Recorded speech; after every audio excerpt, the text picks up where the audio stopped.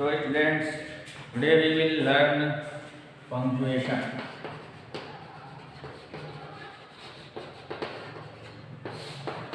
ठीक है, पंक्चुएशन का मतलब होता है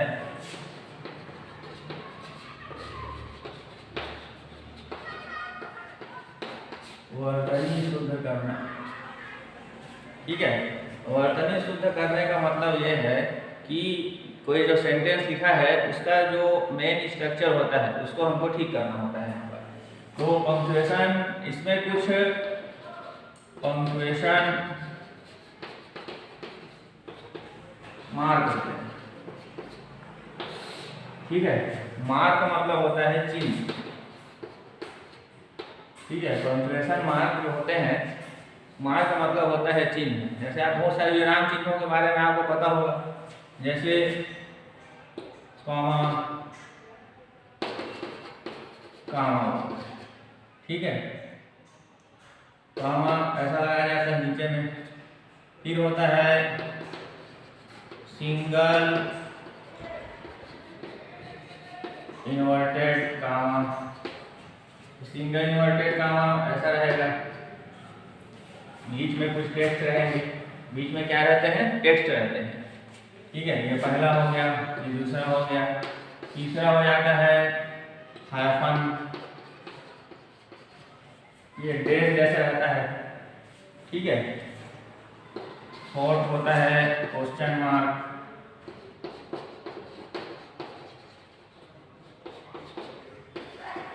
क्वेश्चन मार्क होता है। ठीक है, फिर इसके बाद डबल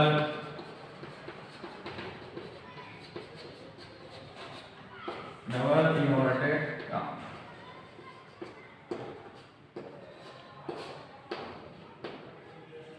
ठीक है, इस प्रकार से होगा डबल इन्वर्टेड कॉमा। फिर है 6 यहाँ पर हम लिखेंगे आगे डबल इन्वर्टेड कॉमा हो गया, सिंगल इन्वर्टेड कॉमा हो गया, एक्सक्लेमेशन साइन होता है, एक्सक्लेमेशन,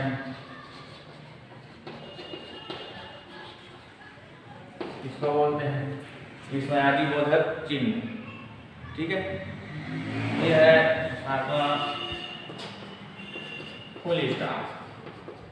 फुल स्टॉप का मतलब होता है विराम, पूर्ण विराम। हिंदी में पूर्ण विराम इस प्रकार से होता है और संस्कृत में, हिंदी में इस प्रकार से होगा और इंग्लिश में इस प्रकार से लगाया जाता है। वाक्य जब कंप्लीट हो जाए उसके बाद हम लोग इन सब साइन का यूज करते हैं। ठीक है, तो कॉमा जो होता है, जैसे दो या दो से अधिक कुछ वर्ब हो या कोई नाउन हो उसको बताने के लिए होगा। जैसे मान लीजिए यहाँ यूज कर रहे हैं आप राम, ऐसे मोहन, राम, श्याम एंड सुनील, ऐसा आपने लिखा है मोहन, राम, श्याम। तो देखिए यहाँ पर एकदम एक लाइन से लिखा हुआ है, तो मोहन कंप्लीट हो गया, फिर श्याम, राम कंप्लीट हो गया। इसके बाद हम क्या लगा सकते हैं? कामा लगा करके हमको लिखना पड़ता है। ठीक है, सिंगल इन्वर्टेड कामा मतलब कोई जो वर्ड, कोई भी वर्ड वहाँ पर एकदम इम्पोर्टेंट है उसको हम सिंगल इन्वर्टेड कामा के अंतर्गत लिखते हैं।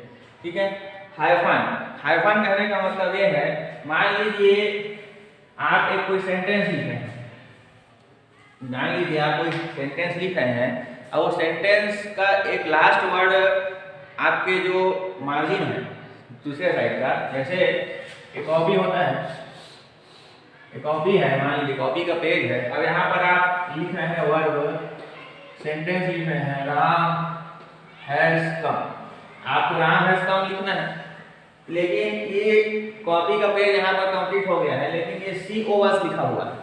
अब आपको M लिखना है तो आप नीचे लिखोगे। ठीक है, या नहीं लिखेंगे, मान लीजिए लिखते लिखते या टाइप करते करते आपका यहाँ पर आ गया, उसको मिटा दिया जा सकता, तो इसी के आगे हम एक छोटा सा डेश लगाते हैं, उसी डेश को हम क्या बोलते हैं? हाइफन। मतलब इसके आगे ये जो वर्ड लिखा है, दो वर्ड एनी, ये इसी का पार्ट, इसको कहा जाता है हाइफन। ये है क्वेश्चन मार्क। क्वेश्चन मार्क आपको पता है, क्वेश्चन मार्क का यूज हम लोग जो इंट्रोगेटिव सेंटेंस होता है उसके लास्ट में किया जाता है। फिर है डबल इन्वर्टेड कामा।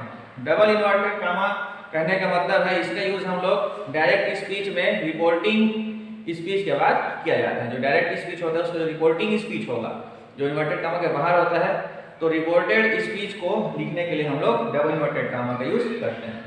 ये एक्सक्लेमेशन साइन, ये भी बुनियादी बोधा जो इंटरजेक्शन होते हैं जैसे आल्स है, वाह है, हुर्रे है, इसको इसके बाद ये एक्सक्लेमेशन साइन लगाया जाएगा। फिर फुल स्टॉप, जब कोई सेंटेंस कंप्लीट हो जाता है उसके बाद हम लोग फुल स्टॉप का यूज करते हैं। ठीक है, ये एक हो गया। ये नॉर्मल जो पंक्चुएशन मार्क्स है उसको मैंने आपको यहाँ पर बताया। इसके बाद एक जो पैसेज आपको मैं बताऊंगा कि किस प्रकार से पैसेज लिखा जाता है और क्या हम लोग उसमें सावधानी रख सकते हैं। ठीक है, इसी में सातवां एक मैं बता रहा हूँ आपको प्रॉपर।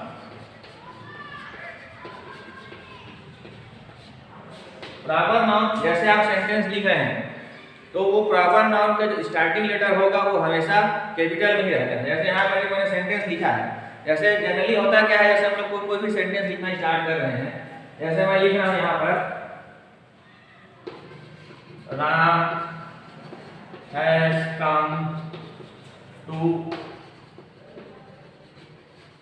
मुंगेली। एक सेंटेंस लिखा है मैंने, Ram has come to school Mungeli. जब भी आप इस कोई भी सेंटेंस लिखना स्टार्ट करेंगे तो वो सेंटेंस में जो स्टार्टिंग लेटर होता है वो हमेशा कैपिटल में होगा, फुल स्टॉप के बाद। ठीक है, तो यहाँ पर एक सेंटेंस कंप्लीट हो गया, उसके बाद मैंने लिख दिया यहाँ पर full stop, they come to school. ठीक है, एक दूसरा सेंटेंस में लिखा, तो फुल स्टॉप के बाद जो वर्ड जो सेंटेंस आ रहा है स्टार्ट, उसका पहला लेटर किसमें है कैपिटल, उसके बाद का सारा लेटर स्मॉल है, जब तक फुल स्टॉप ना लगे। लेकिन फुल स्टॉप लगने के पहले अगर कोई प्रॉपर नाउन आ जाता है तो उसका जो स्टार्टिंग लेटर होगा उसको भी हम लोग कैपिटल लेटर में ही लिखते हैं। जैसे यहाँ पर देखिए सेंटेंस लिखना स्टार्ट किया था मैंने, Ram has come to school Mungeli, इसको लिखना स्टार्ट किया है, तो यहाँ पर ये सेंटेंस का स्टार्टिंग लेटर जो है वो राम है, उसके बाद हैज लिखा, इसका जो कि प्रॉपर नाउन नहीं है, याद रही होगा, इसलिए हमने इसको स्मॉल लेटर में लिखा। फिर ये काम का भी स्मॉल लेटर में है, ये टू भी स्मॉल लेटर लेकिन मुंगेली प्रॉपर नाउन होता है। प्रॉपर नाउन का मतलब व्यक्तिवाचक संज्ञा, मतलब ऐसे जो नाउन जिससे कि पर्टिकुलर किसी एक ही नाउन का इस पता चलता है उसको हम क्या किसमें लिखते हैं, प्रॉपर नाउन में ही लिखा जाता है। ठीक है, तो इस बात का आप ध्यान रखेंगे और उसी के हिसाब से फिर आपको आगे करना है। ठीक है, तो फिर इसके आगे मैं आपको पैसेज लिखने के लिए बताऊं तो उसमें पंक्चुएशन मार्क किस प्रकार से लगाया जाए। ठीक है,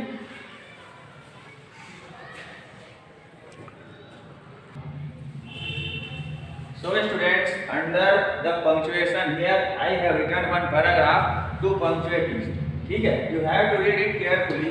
Sunil has come to school, यहाँ पर his father आएगा, his father asked him, have you come to school? Sunil replied that I have not come to school because I was ill yesterday. Doctor advised me to take rest. ठीक है, एक simple sentence मैंने यहाँ पर लिखा हुआ है, इसको हमको पंक्चुएट करना है। ठीक है, एक चीज आप हमेशा ध्यान रखेंगे, जब भी कोई पैराग्राफ लिखना स्टार्ट होता है तो उसमें जो आपके कॉपी का मार्जिन रहेगा, ठीक है, जैसे कॉपी का मार्जिन मैंने बनाया है और यहाँ पर एक लाइन रहती है, इस प्रकार से लाइन कॉपी में खींचा हुआ रहता है। तो जब भी आप पैराग्राफ लिखना स्टार्ट करेंगे तो मार्जिन से कम 5 स्पेस का गैप होना चाहिए, इतना स्पेस, कम से कम इतना स्पेस आप छोड़ेंगे। ठीक है, तो इस पैराग्राफ में देखिए कोई भी स्पेस नहीं छूटा हुआ है, केवल ये सीधा सीधा मार्जिन से हटा करके लिखा गया है। आपको अच्छे से और समझ में आ जाएगा, मैं आपको बता रहा हूँ। ये जैसे आपके कॉपी का क्या है, मार्जिन। ठीक, तो ये देखिए यहाँ पर बिल्कुल मार्जिन से सट के लिखा हुआ है, आपको मार्जिन थोड़ा छोड़ के लिखना है। तो मार्जिन छोड़ करके लिखेंगे, उसके लिए पैराग्राफ बना करके लिखना पड़ता है। तो पैराग्राफ बनाने का मतलब ये है कि मार्जिन से कुछ दूर आपको छोड़ना है। उसके बाद जब आप एक सेंटेंस कंप्लीट जाएगा तो इधर से फिर यहाँ पर मार्जिन के तरफ हटा करके आप लिखेंगे। ठीक है, तो उसके बाद एक चीज मैंने आपको और बताई थी प्रॉपर नाउन का। प्रॉपर नाउन का मतलब होता है व्यक्तिवाचक संज्ञा, जिससे पर्टिकुलर किसी पर्सन का ही हमको पता चलता है। तो यहाँ देखिए सुनील लिखा हुआ है, सुनील प्रॉपर नाउन है लेकिन इसका स्टार्टिंग लेटर किसमें है, स्मॉल है, तो इसको हम कैपिटल में लिखेंगे। Sunil has come to school, Sunil has come to school. उसके बाद ये सेंटेंस क्या हो गया, कंप्लीट हो गया, तो हम क्या लगाएंगे, छोटा सा फुल स्टॉप लगाएंगे। उसके बाद जब स्टार्टिंग करेंगे तो स्टार्टिंग पर हमेशा कैपिटल में आएगा, तो हिज फादर का जो एच है वो हो जाएगा capital. His father asked him,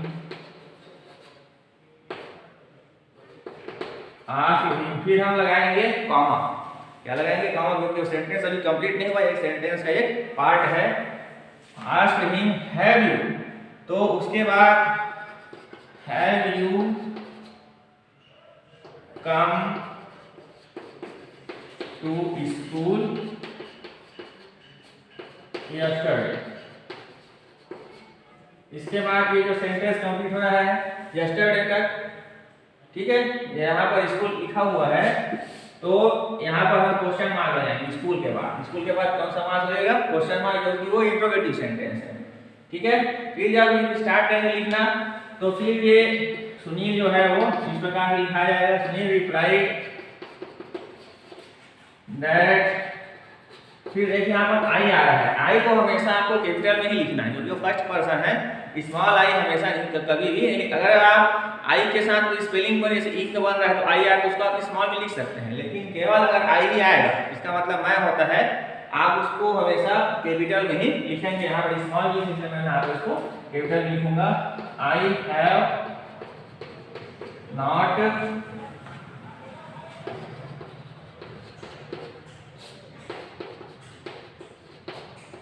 I have not come to school because, फिर I आ गया, तेरी किसमें रहेगा, कैपिटल में। I was ill yesterday, doctor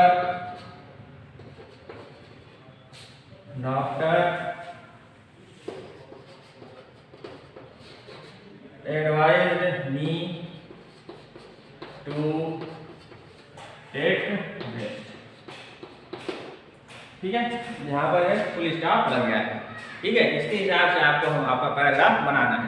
तो इस पैराग्राफ को देखिए, इस पैराग्राफ को देखिए, दोनों में डिफरेंस आपको सीधा सीधा नजर आ रहा है कि पंक्चुएशन मार्क्स के बगैर, बिना पंक्चुएशन मार्क्स का यूज किए हुए जो सेंटेंस होता है वो कंप्लीट नहीं होता है, वो इनकरेक्ट होगा, ठीक है। आप उसमें मार्क्स जो है वो कम मिलेंगे, ठीक है। इसलिए हमेशा ध्यान रखिए कि सेंटेंस जब भी आप लिखेंगे तो पंक्चुएशन मार्क्स का यूज करते हुए आपको लिखना है, इस बात का ध्यान रखिए। इस प्रकार से आपका जो पंक्चुएशन है वो कंप्लीट होता है।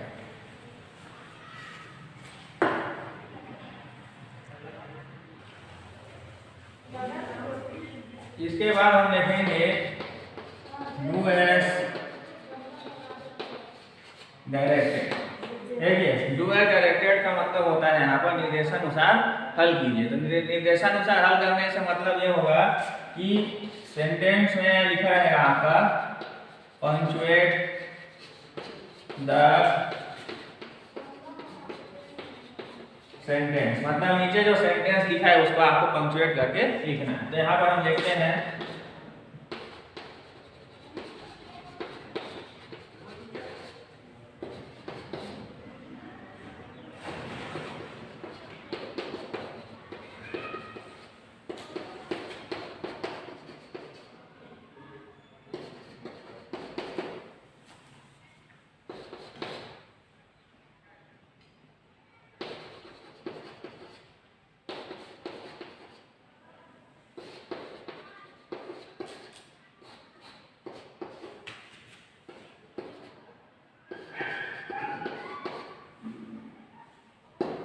ठीक है।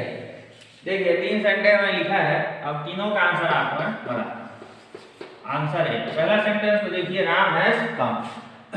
राम हैज कम, सबसे पहले बताया था कि जो प्रॉपर नाउन हो या सेंटेंस जब आप स्टार्ट करेंगे तो उसका स्टार्टिंग लेटर हमेशा कैपिटल होना चाहिए। यहाँ पर देखिए राम जो लिखा है तो प्रॉपर नाउन है, लेकिन इसका है इस हिसाब से, और सेंटेंस का पहला वर्ड है इसी हिसाब से इसका जो लेटर है वो कैपिटल रहेगा। राम हैज कम। ये सेंटेंस कंप्लीट हो गया।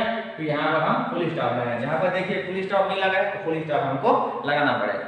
एग्जाम में इसी प्रकार से पंक्चुएट करने के लिए आपको सेंटेंस देता है। फिर है बी, आज। सबसे पहले इसका जो स्टार्टिंग लेटर है उसको क्या करेंगे, कैपिटल में करेंगे। फिर देखिए ये इंटरजेक्शन इसका, इसलिए यहाँ पर एक्सक्लेमेशन साइन लगेगा। फिर आई हैव लॉस्ट, यहाँ पर देखिए माई कैपिटल है तो उसको हम स्मॉल में लिखेंगे, माई स्मॉल। फिर जो सेंटेंस कंप्लीट हो गया उसके बाद हम लोग फुल स्टॉप लगाएंगे, ठीक है।